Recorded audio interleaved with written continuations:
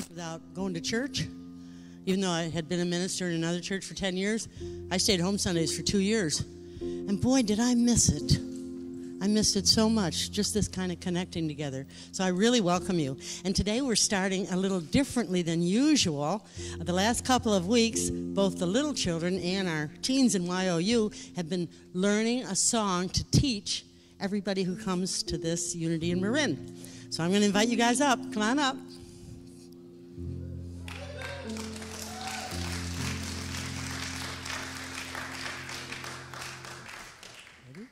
And this is a song, this is a song called The Face of God by Karen Drucker. It's on her CD, the Spirit of Song 2. It's a wonderful song.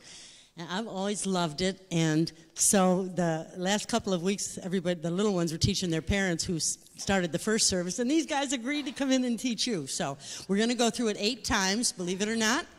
That'll be enough for everybody to learn it. So just watch closely, and it's going to be on the CD, so you don't have to sing loud. But you do need to do the movements, right? Are we ready? Okay.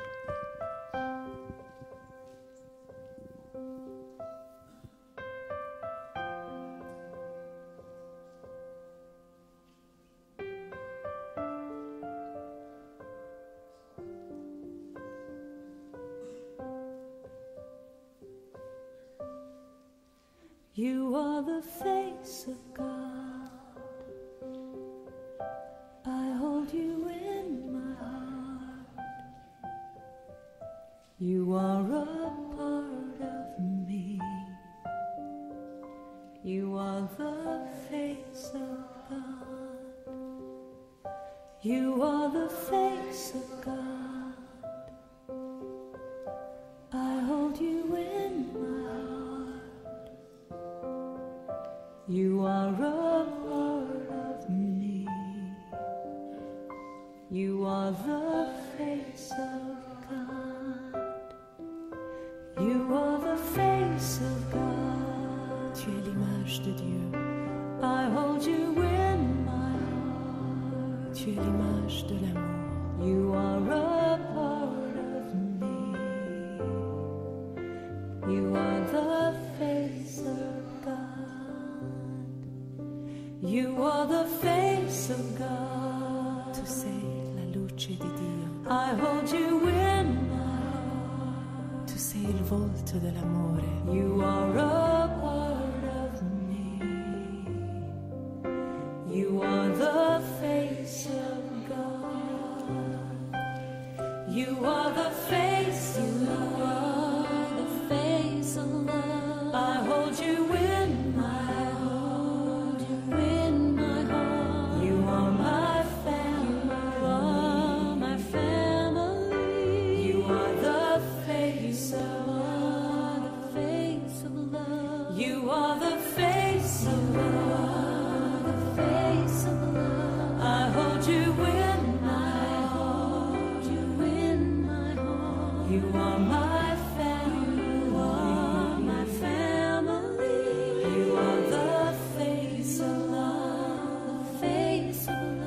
You are the face of God, the face of God. I hold you in my heart, you in my heart. You are a part of me, a part of me.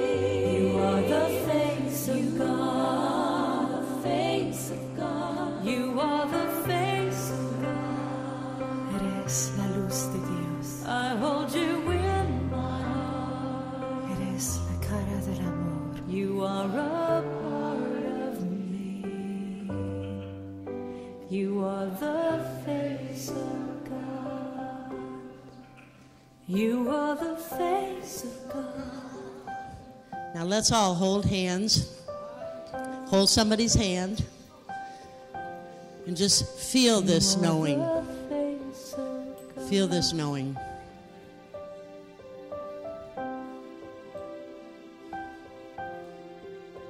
You are the face of God.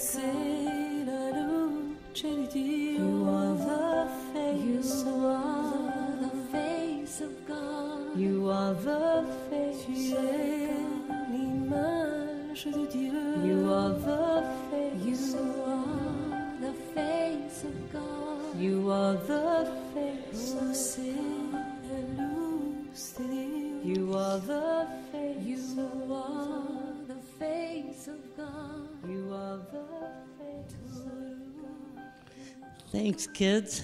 That was great.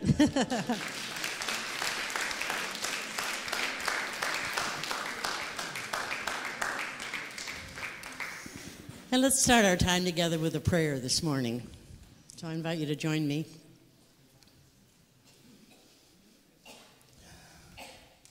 We feel the bigness of our hearts. We feel the spaciousness of this place. And we feel the infinite space and time that is divine. We open to awareness of God, whatever we call it, source, higher power, the absolute. As we gather together this morning, we open to that presence and that power in our lives. We are so blessed. And so it is. Amen. And let's welcome our Sunday leader, Gabe Paulson.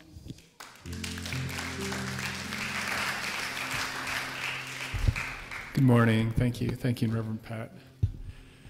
My name is Gabe Paulson, and I'm just really, really happy to be here. I love the way we started the service, You are the face of God, and I actually had a chance to practice this morning, actually not by myself. My 9-month-old woke me up at 3:30 in the morning, and we had to sing that song together. Only, it wasn't exactly, you're the face of God. It was, will you give me attention now?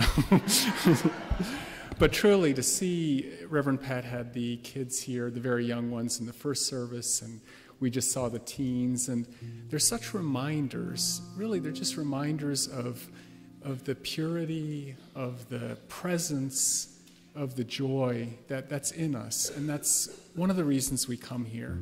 Every Sunday, we come in this big, beautiful space, and we leave with hopefully a big, expanded heart. And today, hopefully, will be no exception. And on that note, how many of you are reading the book, the Dropping the Struggle book? So a good number. And it's a wonderful book, and we have the book studies, and there's a lot of poetry, a lot of wisdom. And Reverend Pat's going to go over a couple of the chapters today. And one of them is about time, like you drop the struggle, and what about when you're a young person or an older person and so forth. And I started thinking about that, and I don't know how you guys feel. Like 20 years ago, did you have more struggle or less struggle? And, I reflected on it for myself, and I thought, 20 years ago, I came to California because it was cool. And now I'm here because it's warm. So it's like you want different things at different parts of your life. And then, I live right next to a high school, and I'm thinking what they're going through. And it's, I hear in the papers and stuff that they're, smoking joints and popping pills. And I thought, well, for me, I'm just popping joints. So, all right. Enough unity stand-up. But really, to me, the message of dropping the struggle for Sunday is that it's easy to do among friends. It's easy to do among people that you care about. It's easy to do when there's a message, and that's why we're here. And so every Sunday we say our mission statement, and it's really wonderful to remember what that all means. As we put it up on the board, we talk about authenticity, and that's a chance to look at the parts of ourselves that we neglect. Life often doesn't let us really focus on who we are. And then there's the word loving support. And we really are here among people who are kind, people who feel like family. And for all the years that I've been here, that's what brings me back, or one of the big reasons. And then there's higher consciousness, this idea that our minds can contract in fear, and we come here and they can expand in joy and in wisdom. And so with that intention, let's say our mission statement together. that we are a spiritual community committed to the authenticity and expression of love for each other, living right. Thank you. And each week we also state our 3 core commitments as reminders, and I really love the first one. It's the commitment to connect. So if you would, just put your feet on the ground and let's really breathe into kind of a nice, relaxed, easy place and hold the hand of the person next to you. Just as we were saying, you are the face of God. Let's remember that we come here to connect with Spirit because the love of God surrounds us. We connect with Spirit, inspiring each other, the community, and the world. And besides Sundays, we have wonderful Wednesday services where we also connect. And coming up this Wednesday, we have our own Lisa Starbird, who has been coordinating and arranging, and she has a Wednesday, yes, let's give her a hand. And she has a Wednesday service devoted to the Abraham and the law of attraction. And I've heard a lot about it and thought and spent some time with it, but I just wanted to ask Lisa, how would you explain in a sentence what that means? And basically she said is what we put out is what we get back. And I think we all know that. So, Lisa being such an important and contributing member here, and for all of us really wanting to share and learn and grow together, this sounds like a wonderful Wednesday night. So if you're able, please come and join us in all of those services. They're really a good way to balance out the week. Another way to connect, a really good way to connect, is to have a good party. And Unity has thrown some incredibly good parties, and we have one coming up next Saturday. So it's our Come Back to the Table, our Come to the Table event, and it's going to be here in the evening, out in the courtyard, and Pamela Cavana is a member here for 18 years, and she's on the board, and she's co-chaired this twice, and even taught yoga, and Pamela's going to tell us a little bit more about what's happening next Saturday. Morning, Unity. So we have some tables left, or some seats at tables. We have open 20 tables, which allows us to seat 200 people. And we have about 20 seats left at various tables. So if you're thinking about coming, today is the last day to sign up. Come out into the courtyard. And if you can't come and you'd still like to participate, send money. We can either use it as a donated seat for somebody who can't afford a ticket, or we can use it to defray the costs, because all of the food, the entertainment, the appetizers, everything has been donated by members. And if you haven't been here for this event, each table has a theme. And I know this year there's Japan, there's India, there's garden party, there's nautical. So come early, starts at 5, and take a few minutes to walk around and look at these beautifully crafted, creative tables. So, oh, and for the online people, yes, if you cannot make it here, if you're so far away, please call to make a donation to the office at Unity in Marin or unityinmarin.org. Okay, that's it. Come and enjoy.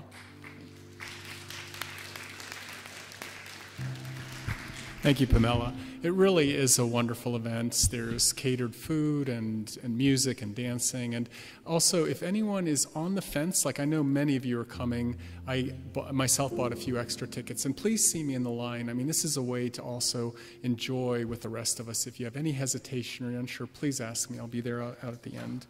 So, and one other thing we have is a monthly series on near-death or death experiences. And this month we have Pranasati, and he has claimed that he has 4 near-death experiences, and he's been so inspired. He started a nonprofit, and with a bicycle rode around the world in the name of peace, and sounds like an incredibly interesting character. So in 2.5 weeks on Friday, if you're interested, please come see Pranasati. So as Wendy brings up our prayer box, I wanted to take a moment and do something a little different. I wrote a prayer this morning because I think part of what I love about this place and want to see more is our memory of those who've really been a part of Unity and who sit with us in spirit now.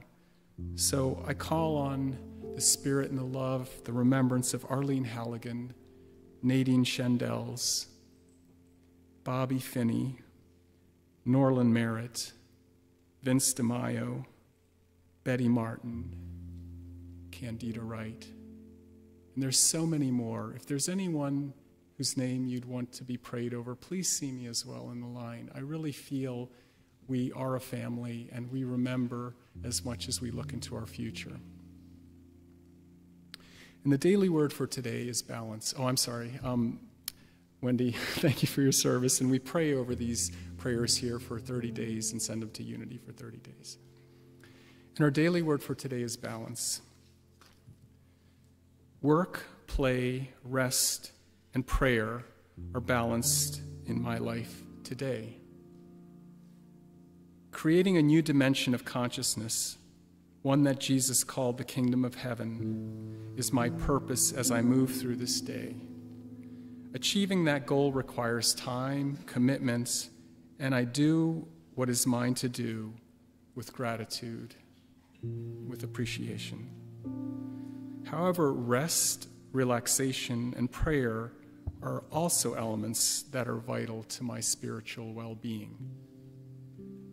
My mortal mind tends to overemphasize the negative, fear-based challenges, sometimes at the expense of light and love that fill even my gloomiest days. So I need balance. Balance occurs when I surrender that mortal mind to the infinite mind of spirit within me. There I'll find my day perfectly balanced in rewarding and surprising ways among work, rest, relaxation, and prayer. And from Ecclesiastes, I have seen the business that God has given to everyone to be busy with. He has made everything suitable for his time.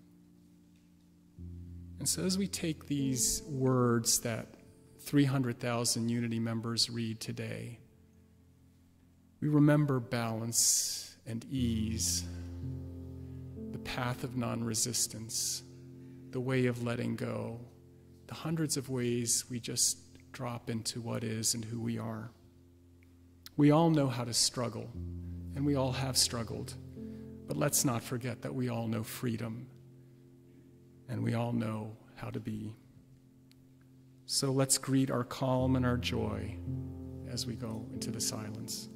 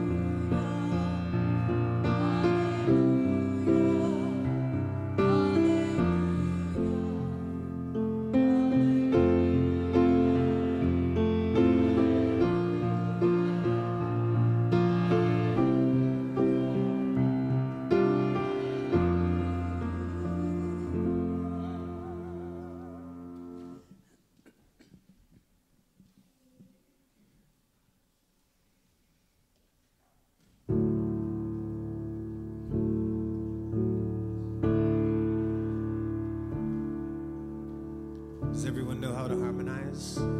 Okay, good. We're going to be in harmony no matter what.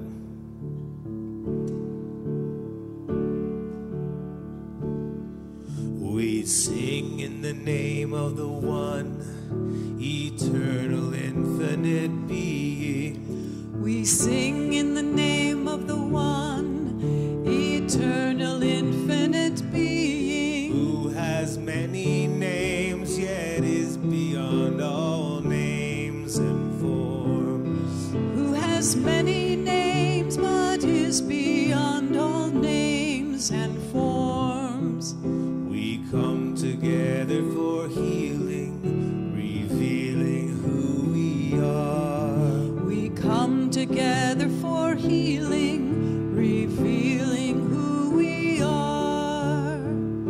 Okay, so we're going to do each one of those a few times, and we just want to build the feeling and build the energy and build the harmony and feel yourself into the music and hear the person beside you and hear the music and let it be, because it's really easy. We sing in the name of the one, eternal, infinite being. We sing in the name of the one, eternal, infinite being. We sing in the name of the one, eternal, infinite being.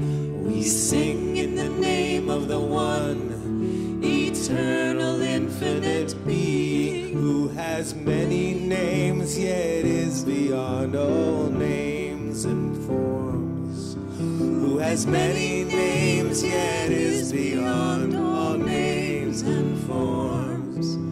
Who has many names, yet is beyond all names and forms. Who has many names, yet is beyond all names and forms. We come together for healing, revealing who we are. We come together for healing, revealing who we are. We come together for healing, revealing who we are. We come together for healing, revealing who we are. We come together for healing, revealing who we are. We come together for healing, revealing who we are. We come together for healing, revealing who we are.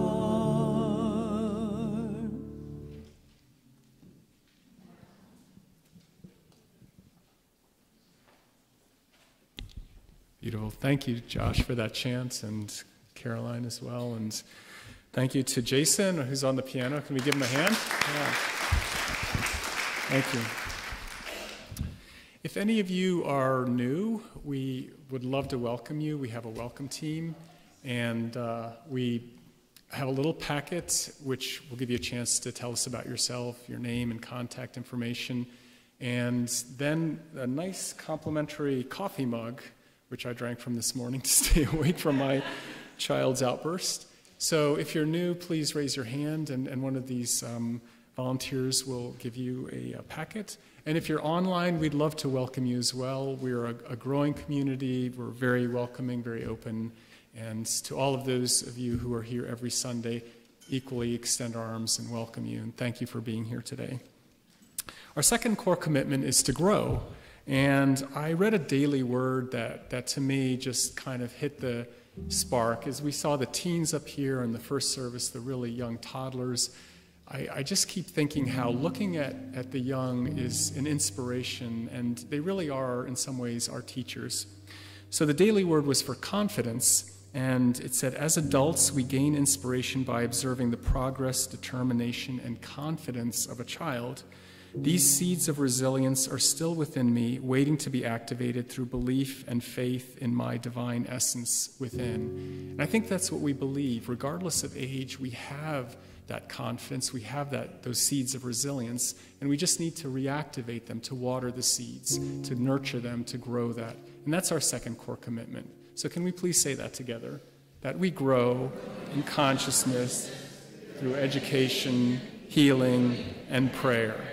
And we have a few classes coming up which are very in line with educating and growing our consciousness. The first is starting actually right now. Rev Medora has the Unity Way of Life class going on, and it's a chance to take everything that's said here on Sundays and to put it into a coherent weave. There are some things that we repeat and we touch on in different ways, but a great way to also meet people and to become a member here and become a part of growing this organization. So I highly encourage you to do that. You can start this Sunday or next.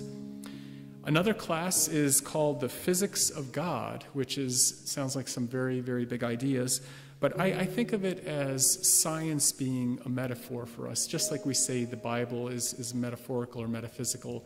And this allows us to look at some of those things that have really changed the world and see how there's spirit in them, in all the machines and ideas that are built and put out. So it's Joseph Selby, and it'll be on Friday, October 12th. And the last class is Medora is teaching, Reverend Medora, the Spirit, the Hebrew Scriptures biblical interpretation. And the Old Testament is really so powerful. It's inspired so many stories, and it's been translated into 670 languages. And I actually looked up how many Hollywood movies use the Old Testament. And you'd be surprised. I just thought it was, the Ten Commandments with, or maybe a couple of others. There was one on Samson, but it's over 100 movies. And to me, it shows that there's an enduring appeal and message to the Old Testament, but we don't really understand it sometimes. And it's a chance to unpack that and apply it to your lives. So that's starting in a couple weeks, and do go to the hub, the courtyard, to sign up if you're interested. Finally, we do have confidence in life, and that's expressed in our statement of truth. So let's sing our statement of truth.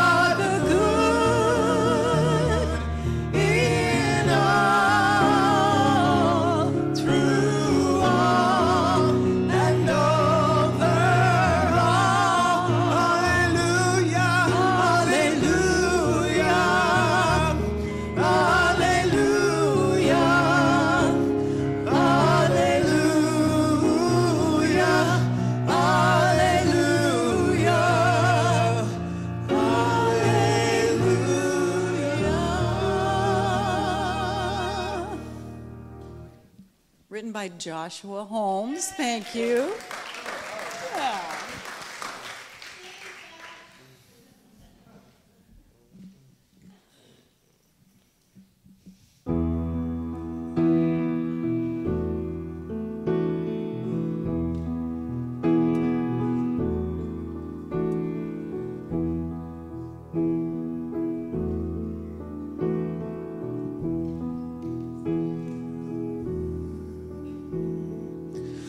I've been waiting for my dreams to turn into something I could believe in, and looking for that magic rainbow on the horizon. I couldn't see it until I let go and gave in to love and watched all the bitterness burn. Now I'm coming alive, body and soul, and feeling my world start to turn. And I'll taste every moment and live it out loud. I know this is the time to be more than a name.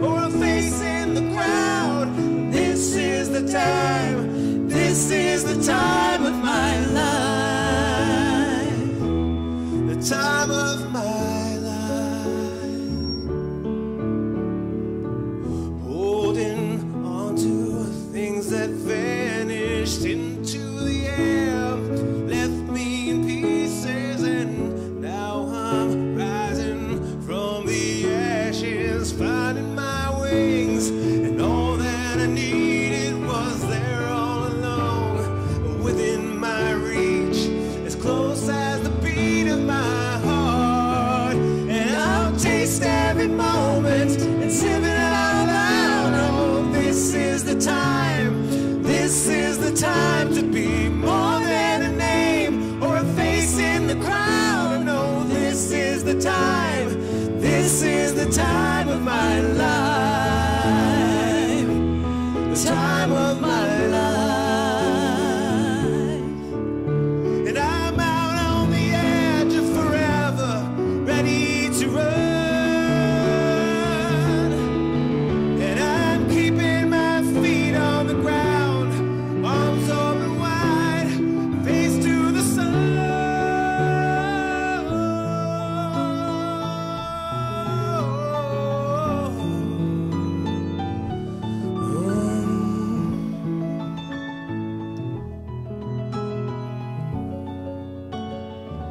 This is the time of our lives, as the people laughed at earlier, whether we like it or not. There's no better time than now, no better time than today to grasp this moment, make it your own, and live it out loud.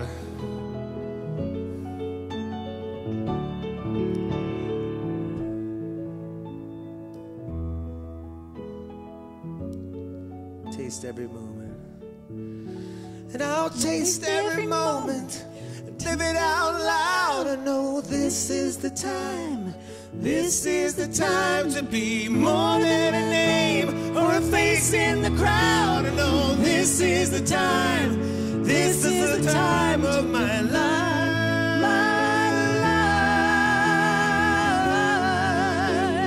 This is the time of my life. This is the time.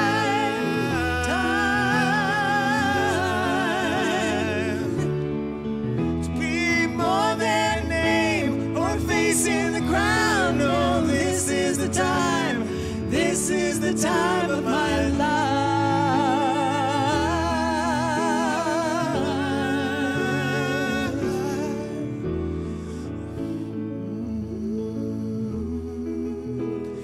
This is the time, this is the time. How about you sing it? This is the time, this is the time, this is the time. This is the time of my life. This is the time. This is the time. This is the time. This is the time of my life. Time of my life. Time of my life.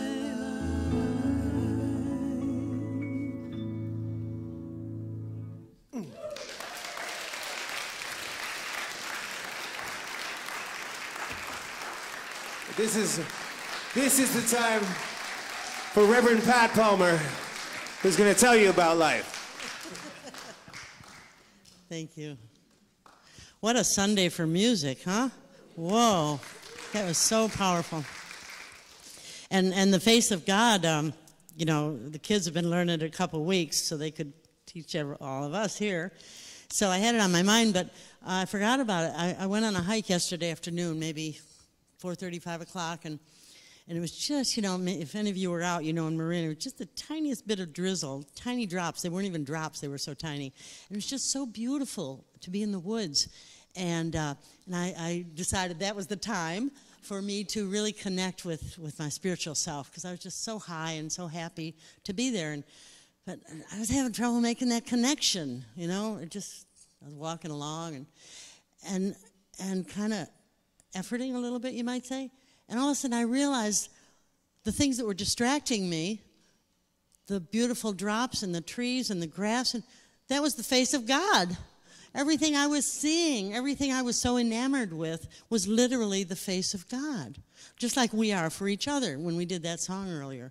And so It is. It's a beautiful song. And today what we're doing, of course, is continuing with the book that many of us are reading with the book study here at Unity in Marin, and Dropping the Struggle by Roger Houston. And this today is about getting us to think about chapters 3 and 4. 3 on meaning and purpose, and 4 on love. So I just had one little thing I wanted to read to kind of get us going on it. Okay, this is actually how he ends the chapter 3. Okay, he says,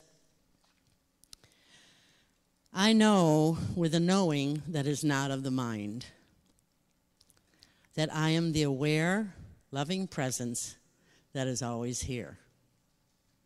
To remember this, especially in the midst of my daily doings, is what I am here for. Everything else will follow.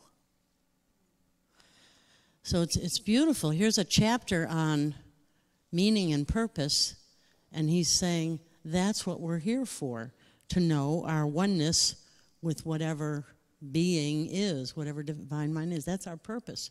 So that really is such a powerful statement, because it lets us recognize that, well, first of all, we're always kind of walking a path with our physical being, all the people and places and things in our life, and at the same time, our internal self. Like I was doing in the woods yesterday. I wanted to pay more attention to my internal self, my God self, and I kept getting distracted, forgetting that they were the same.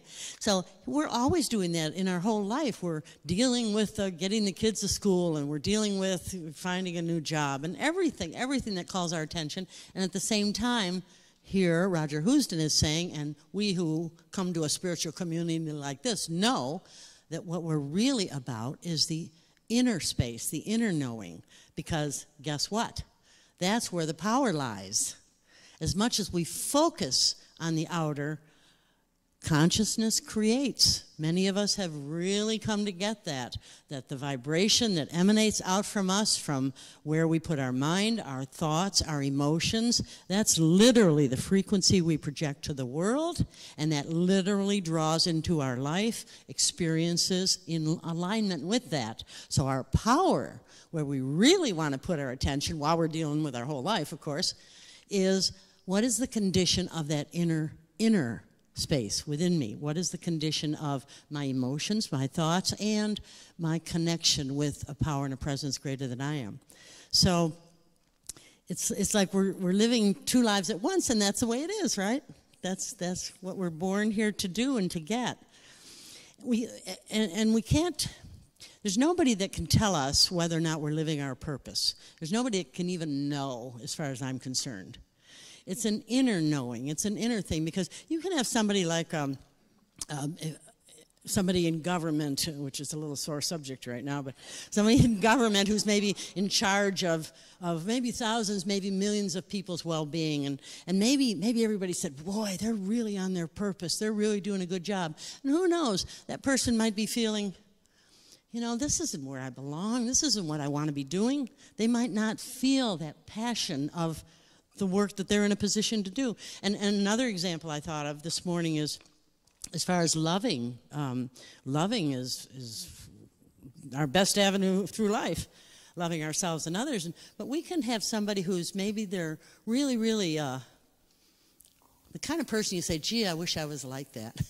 Maybe somebody who's really loving and kind to others and just smiling a lot, and you say, gosh, they're a happy person. And so it seems like they're on that place, but we don't really know. I'm sure we've all met people like that. They might just have become really, really good at looking like that. So nobody else can know for anyone else whether or not they're really loving, whether or not they're really on purpose. This is something that we have to look within and see. So, you know, as I was thinking about all this, I was realizing that it would be helpful to have some guidelines, like what can nudge me toward really being on track. I think we call this today On Track to Love. What can nudge me to be on track to living my highest purpose and coming from love, the love that I know that I am. And so I looked at some places that do provide guidelines, many, starting with, here we are, Unity in Marin. Our 5 principles are the best best guidelines for how not just to live, but how to live in a way that incorporates our spiritual beliefs into our life, into our daily life. Like we say, you know, God is good. How do I experience that God is good when I'm looking at something that doesn't feel good? How can I have these ideas when I need them, not just when I'm sitting in a chair on Sunday morning? So those 5 principles are the best. Oh, and listen, that class that's going on now in Unity Hall, the Unity Way of Life class, that's what it's about. So if you're a person who is saying, I'd like to be able to live these principles. They sound really good on Sunday, but how can I deal with it in my life? I suggest you take that class. It's 5 weeks, and I asked Medora, and she said it's okay if you miss the first one today, because it's going to be the next 4 weeks. And so it's a really, really good way to use the guidelines that Unity puts out for how to live on a high level, okay? What else is I think? Oh, guidelines. There are thousands of people in the Bay Area that are involved in 12-step programs. I mean, I've heard people say everybody should be addicted to something because these 12-step programs are such a great way to live. Believe it or not, I've heard that many times. Anyway, they have a really, really good guideline for living. And it's, well, of course, the first guideline is whatever you're addicted to, don't do it.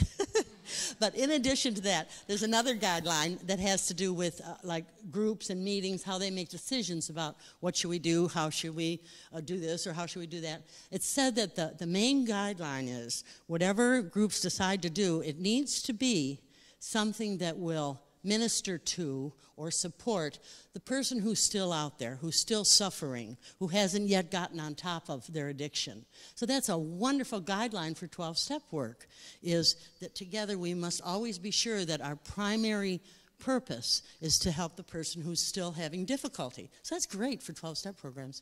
And you take something like some of these clubs like Rotary does so much, I'm not a member, but I hear it does so much good work. And I looked up online, I didn't write it down, but they have a great purpose, and that's like the guideline for their work. So I was thinking of something else too. Oh, I don't remember what it was. Anyway, oh, I know, Buddhism. Buddhism, I'm not a Buddhist, but it has the Eightfold Path. And it is a beautiful guideline for the adherents of Buddhism so that they can see, especially, and we'll talk about a little later, non-attachment, in separating myself from all my desires that I've got to have this and I've got to make this happen. And so Buddhism provides really good guidelines. So you know what I did, of course. I came up with some guidelines. These are Pat Palmer's guidelines. And you know, I don't know if they'll speak to you or not, but hopefully. And so I wanted to share them today and talk about them a little bit to see if it is of help as each one of us considers, am I on purpose in my life? Am I where I would like to be, living how I want to live? So if you would, let's go ahead and put those on the screen. And I'd like to have us talk about them one at a time. So the first one is authentic expression of who we are. So here's the one that made me say that has to be the first. Here's the idea. Maybe you believe, like I do, that our soul elects to come into this incarnation. Our consciousness, of course, is eternal. It doesn't begin when we're born. So the consciousness that has existed beyond time and will continue to exist when we're done with this lifetime, that soul, self, or consciousness, I believe, chose to come into this particular body, this particular family. That's interesting, but what's even more important to me is when we incarnated, got born, like Gabe's going, you're seeing this with your little one, of course, your son now, just watching everything he's doing as he learns and grows. So when we're born, we have, I just know it, everything that we will need to live our purpose in this lifetime. I kind of think we're all here for a different purpose. I think each one of us is uniquely put in a place where we have the opportunity and the invitation to live our purpose. And I also believe that this is where authenticity comes in, that we're born with the talents and the skills and the passions and the preferences, which will develop as we become adults. But I believe that we're born with everything we need to live our purpose in this lifetime. So it's important, I think, as we consider what's my highest purpose in this life, I think it's important to look at ourselves and say, what gets me excited? What makes me smile? What am I really, really good at? I'm not saying we do it all the time. Maybe that's not our 9 to 5. However, what I do think is important is for us to consider whether or not we're aware of that, whether or not we might find a way to live that perhaps more than we are. Okay, the second one, alignment with good in loving self and others as thyself. So, of course, Jesus talked about the two main things that we need to know in this life. And one of them, of course, is love thy neighbor as thyself. And we have to go back to the face of God. Thy neighbor is thyself. So I also believe that as we look at how we want to live, we need to ask ourselves, am I having opportunity to be loving, to love myself and somebody else, others? Like I had coffee with a friend at Dr. Insomnia's a couple days ago, and we had the best talk. We were just getting to know each other. And so she said, I was asking her, what do you do? And she described her position, her work to me. She's in this corporate environment. I forget which company, but she has a really good position there, and you can see she was very proud of it. And she said it took her a long time to get to this place in her life. And so I asked her, I said, do you like it? And she said, so. And so we just got talking some more, and she said, and I just saw her come alive in front of my eyes. She said, you know what else I'm doing? She said, I'm really, really involved in the Gay Pride Festival in San Francisco every year. And she started telling me about it, and she just lit up. And she's quite influential in the whole parade, you know. But now, you could just see the love that she has for that work that she's doing and for all the people that she's involving in it, huge numbers of people. I guess that's what I'm talking about, is that we can find some place in our life where we have the opportunity to love, to give. It might be in a little way. Oh, I got to tell you, my daughter is a chiropractor, and she does a blog, a monthly blog, and she wrote one about me last month. She asked my permission. I said, oh, God, no, you're not going to do that. And she said, yes. She said, the title of it is going to be Ask and It Shall Be Given. I said, oh, well, I like that title. And she said, I said, okay. So she did it. When it came up on my computer, I could not believe it. She told this story. So I decided I'm going to tell you today. And I called her up yesterday. I said, you know that story you wrote about me? I'm going to tell it in church tomorrow. And she said, no, not in church. And I said, listen, we have a very enlightened congregation. So I'm going to tell you. Okay, because it's about loving. It's about an opportunity I had to love. So this took place several weeks ago. I had spoken on a Sunday like this, and I still had whatever my Sunday clothes were, and I was headed up north to Clear Lake to visit a friend. And so about halfway up there, I stopped at a 7-Eleven to get a cup of decaf. And as I was getting out of the car, I had to walk across the front of the store, and there was this man there. He looked like a good guy, but you could see he was homeless, you know, just the way he was sitting and everything.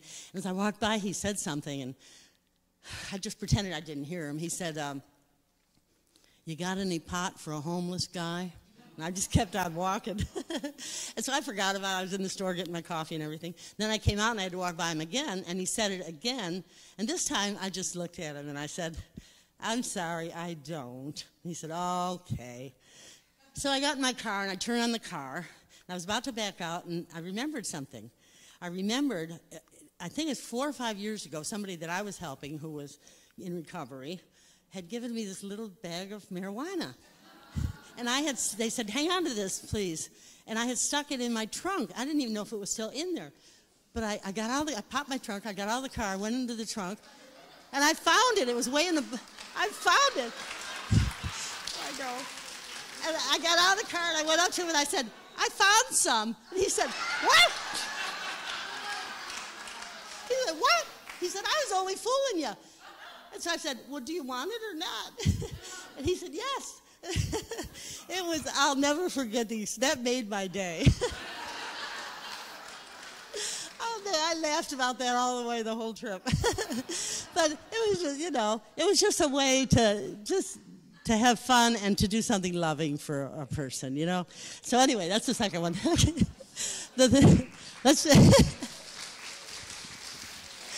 See, See, I knew you wouldn't mind. Okay. The third one is non-attachment, so that openness to divine mind is primary. And kind of what was on my mind with this one is when we're, you know, we're awful opinionated sometimes. We have things we believe, we have things that we know are right, and we many times have occasion to persuade others, convince others. And we get into our ego very much when we have desires. This is one I'm guilty of. A lot of times I find myself, I want what I want when I want it. If I think something should be a certain way, I really think it should be, you know? So that's what I think of as attachment. It's like I'm attached to my own ideas, to my own expectations, my own desires. And I don't think that's our highest place to come from, because we're limited to our own conditioned mind. We're limited to our own learning in this lifetime. You know, like one of the... But he said when somebody referred to his mother, he said something about, that's not my mother. And what he meant was, I'm not making my attachment to this other person primary in my life. What I'm making primary in my life is my openness to the Father, as Jesus always said, the Father. That's the primary thing in his life, not who was his mother or his family. And that really touched me when I heard that, because I think that we can be very much better served by, we want to speak up for what we know is right. We want to take actions that we know are important. Of course, there's so much to take care of in this lifetime. At the same time, I think we need to have a spaciousness in it all, a spaciousness, so that if something isn't quite going the way we think it should go, that we can say kind of to ourselves something like, thy will, not mine, be done. You know, there's a higher thing that wants to happen here. This is just a suggestion. But I think that when we open to something else happening other than what we think should happen, that we then allow ourselves to be, like in the song Josh said, informed. We allow ourselves to be informed by a greater knowing than our own, a power and a presence greater than we are, that is always available to guide us, to speak to us, if you will, to put synchronicities in our path to steer us along. It can do a lot. Totally the we need to. I'll point out which way to go, but I allow Spirit to drive the bus in my life. You know, that was really important this week with all that went on with those hearings with Kavanaugh and Dr. Ford. Oh, boy, that was hard. That was hard for a lot of people. Somebody where I live, she didn't have a TV, but she went to the community room and spent the entire day glued to that.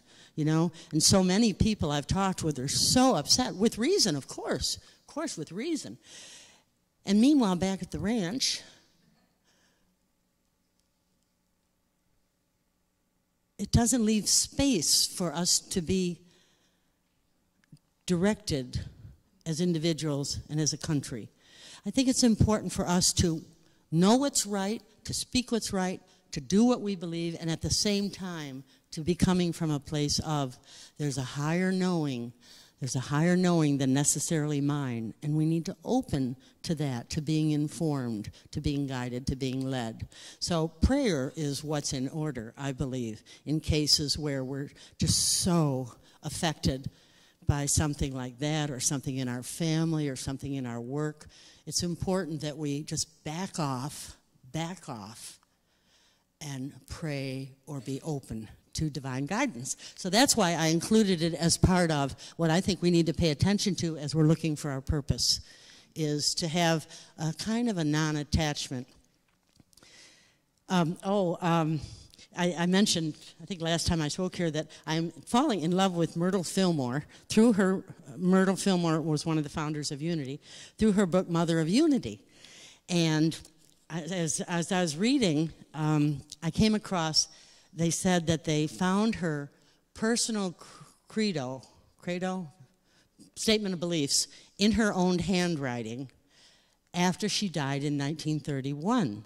And so I wanted us to look at that today if you could put it up on the screen. It couldn't all fit on one slide, so we're going to have to look at it on 2 slides. But I'm going to read it out loud, and I'd just like you to consider it, and then we're going to look at it from the point of view of these 3 guidelines I'm offering. Okay, so here's what Myrtle Fillmore wrote. Who knows how old she was? Who knows when she wrote it? Very likely near the beginnings of Unity, because I'm just loving reading about how she and Charles attracted this community. Anyway, here's what she said for herself. To enjoy without possession, to see without coveting, to have without holding, to be without seeming. In short, to be myself without desiring, knowing that all this is for me, for my pleasure and the satisfaction of my immortal soul. To say that I am monarch of all I survey. My right here is none to dispute. To be generous-hearted. What I see, others may see. What I enjoy, others may share also on equal terms with me. Whoa. That is so powerful. That woman was so strong, and that woman was so open to spirit, open to being guided. I'd like to look at that a little more and look at it together and just ask ourselves about those 3 guidelines I suggested about, was she authentic? Was she loving? Was she able to not hold on too tightly, to be non-attached? So let's look at the first slide again, if you would, please, John. All right, so as we look at that, and you too, to enjoy without possession, to save without coveting, have without holding. That really seems to me like the non-attachment part, where she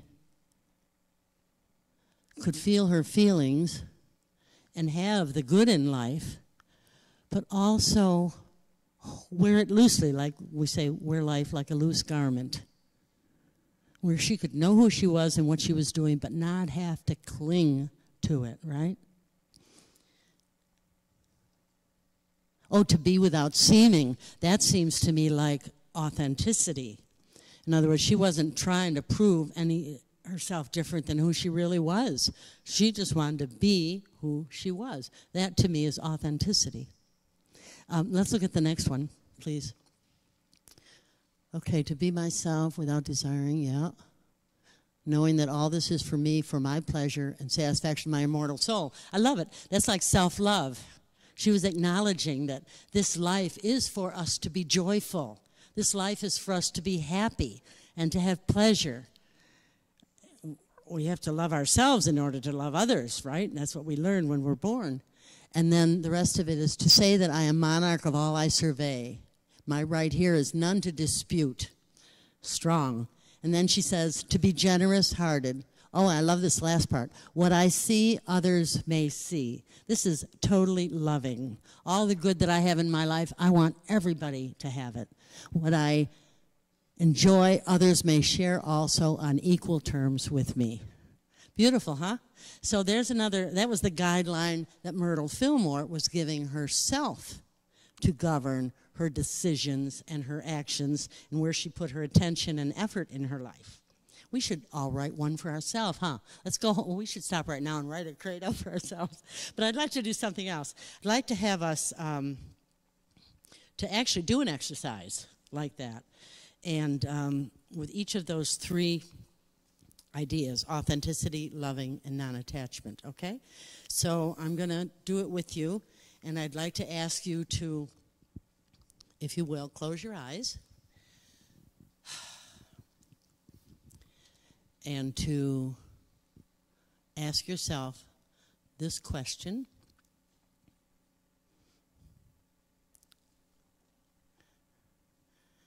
Am I creating places, times for me to be my authentic self?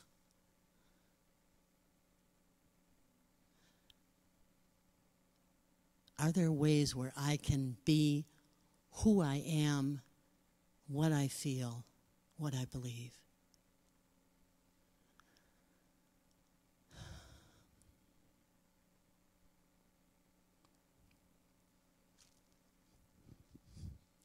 Okay. What I was thinking about that, when I was thinking about this, I remembered that song that was popular maybe, gosh, I don't know, 20, 30 years ago. I'm sure many of us know it. It's like, I don't want to get to the end of my life and sing this song. I don't know how to sing, but I want to make my point. Is that all there is? Is that all there is? Remember that song? If that's all there is, my friend, then let's keep dancing. That's somebody who was pretty discouraged, right? I don't want to be that person. By choosing to be authentic, however it turns out, good, bad, at least I'm being me. I mean, oh, there's another song about that one, right? Okay, let's look at the second guideline that I'm suggesting about being loving. And again, let's all close our eyes.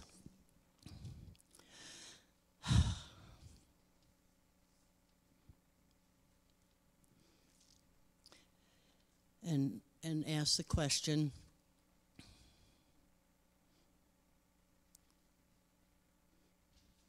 am I loving? Are there times when I can really be loving? Am I loving myself?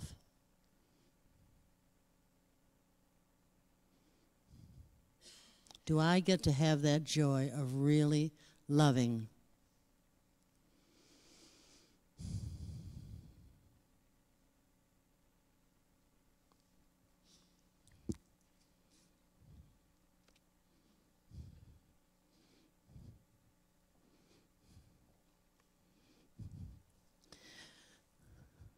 With that one, I was thinking about, there are so many stories about near-death experiences. We have them here once a month on Friday nights.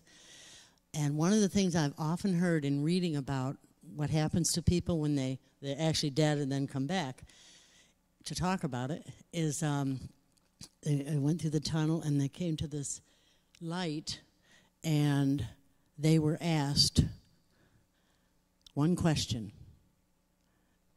How much did you love? How much did you love? We can't live a fulfilling life without loving. Just will wilt up inside. We need to find ways to love, places to love. The third one, let's look at that. It's this idea of non-attachment, to be open. And if you will, close your eyes again.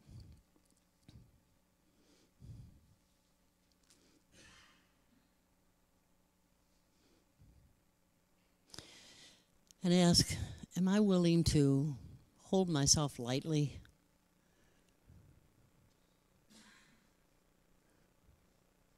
To be gentle in my knowing so that I open to a deeper, greater knowing so I can be guided, so I can be informed.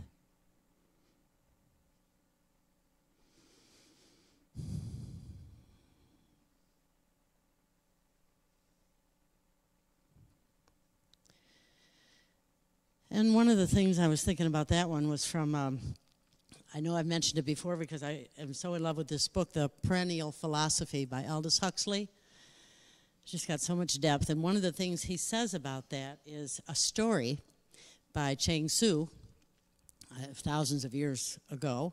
And he tells a little story that illustrates the power of non-attachment. He says, a drunken man who falls out of a cart, though he may suffer, does not die. His bones are the same as other people's, but he meets his accident in a different way. His spirit is in a condition of security. He's not conscious of riding in the cart. Neither is he conscious of falling out of it. Ideas of life and death and fear don't even penetrate his mind. And so he does not suffer from contact with objective existence. if such security is to be got from wine, how much more of it is to be got from God? Cool, huh? I really like that. I want to say, I don't think we have to go looking for our purpose. Maybe we don't have to look for the meaning in our life. To me, it seems that if I pay attention to, am I being authentic? Am I loving? When the opportunity presents, am I loving? And can I hold things kind of loosely so that I can hear my inner voice? I think if we pay attention to those three things, I think we'll automatically be on track to our purpose, on track to being love in the world. So it's like we pay attention to our part. Sometimes I love the idea that my job is to say the what I choose, I leave the how to God. So I pay attention to being authentic, being loving, and holding things loosely, and I know that Spirit will just lead me into my highest and best purpose and my greatest times to love. Let's say our denial and affirmation about that together. Okay, we'll say together our denial. Life, purpose, and love do not need to be pursued. And our affirmation, I am always being guided toward loving who I really am. If our ushers will come forward, please.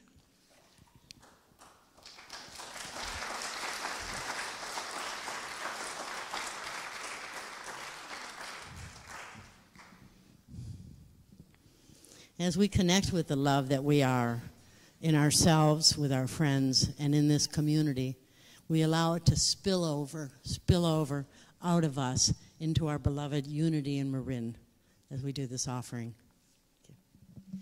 And today, instead of the offertory song, we're going to do the fall theme song, which we've been learning the last couple of weeks. So I hope you'll be able to sing along with me as you're able.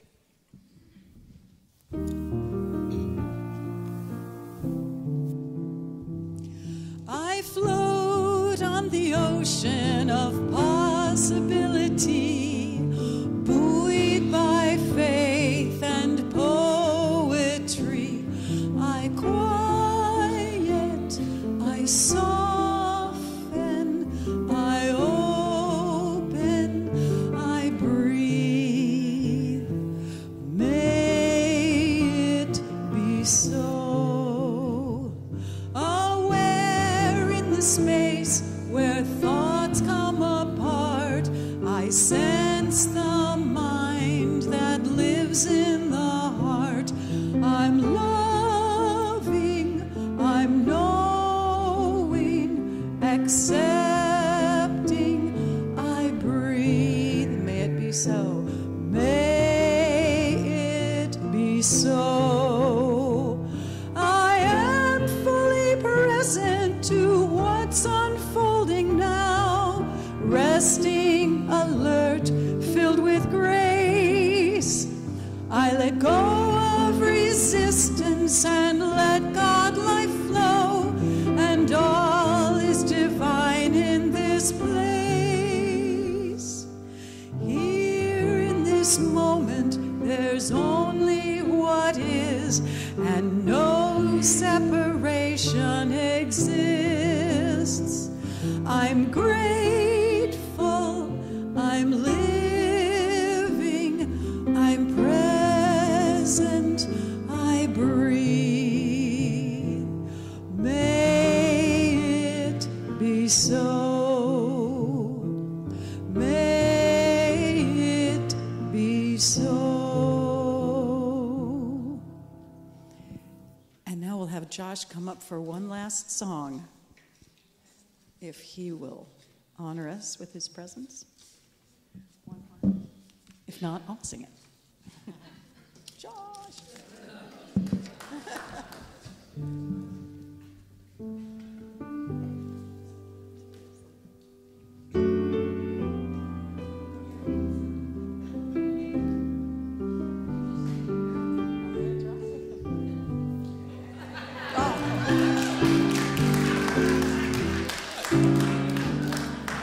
May not come when you want him, but he's right on time. Jeez. Here's the thing. There's a delay on the video.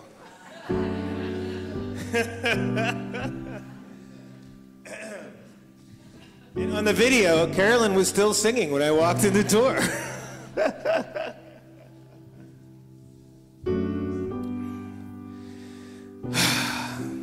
We're all a part of one heart, though. There's a new church on the horizon, made of a light, not of stone, calling out to all creation, you are not alone. Lions and lambs, saints and sinners, best of friends, enemies, woman and man, losers and winners, they're all in you and me. And we are one heart, searching for answers. We are one soul, finding our way through the dark. One dream we share together. We are all a part of one heart.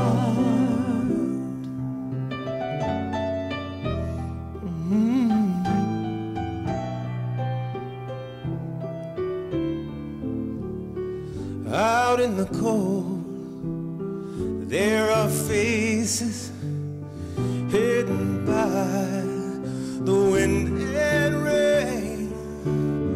Hold out your hand, someone will take it and bring you home again. 'Cause we are one heart, searching for answers. We are one soul, finding our way through the dark. One dream we share together. We are all a part of one heart. Around the earth tonight, the fires are burning, tears are falling from the sky. Still the world keeps on turning. Ooh, and we are one heart, one soul, one dream we share together. We are all a part. Yes, we are one heart, looking for answers. We are one soul, finding our way through the dark. One dream we share together. We are all a part of one heart.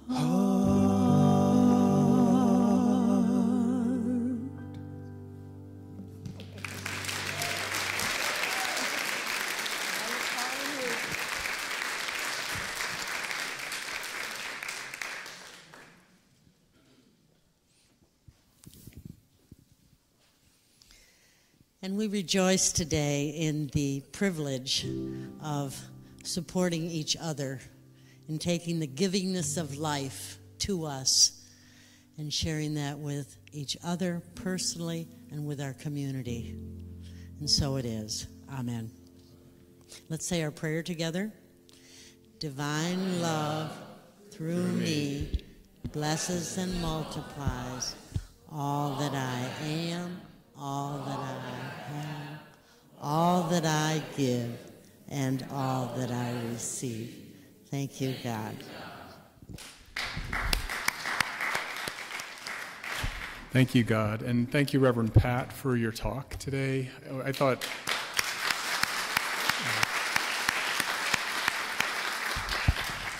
it's just a wonderful personal way to remind us of our mission here. We're loving, we're authentic, and we try to reach higher consciousness through non-attachment in other ways. So it's a great message, and hopefully the book study is really helping those, and we have more copies at the bookstore. Our third core commitment is to serve, and before we say it together, I just wanted to say, in the spirit of all these legacies and what we were talking about, often people are most remembered by one word, which is how they helped. They helped their family, the community, others, and it really is in alignment with purpose. So this is our third and last core commitment we say every Sunday. Let's say it together, that we serve Spirit with unity and will, with love, joy, and a sense of adventure. And we have a few opportunities to serve. One is the Prayer Chaplain Program, really a wonderful way to connect deeper, to meet some incredible people who are truly big-hearted and loving. I spent 8 years in the program and I couldn't recommend it any higher. They're meeting next Sunday at 1 p.m. to just give you the logistics. Think about it. Just put it on your calendar, and I think it's a wonderful chance to serve here. Also, if any of you did the mastermind class, the journal for 2019 is today's the last day to get the pre-published copy, so see Christine in the bookstore. And if you're interested in the youth and the family program here, you saw these kids up here, these teens. We need some volunteers. Just go to the courtyard, the hub, and sign up there. And as always, we have these gorgeous flowers, and there's food out in the courtyard. That's coming from people's generosity. That's from their heart. So thank you to Dana Masick for the flowers, Tom McAuliffe for the hospitality. And again, if you like any of the messages here, do visit the bookstore. There's a lot there. It's been, really organized nicely for you. And as I said, do visit the hub too, and to come back to the table. I can't recommend that highly enough next Saturday. As I mentioned, see me in the line. I have some extra tickets if someone's interested. We can see if we can negotiate, work something out. Will the prayer chaplains please rise? These volunteers, as we said, their informational meeting is next week, serve us year-round. They're here every Sunday. They're here Wednesdays. They pray through the month. They call. They make visits.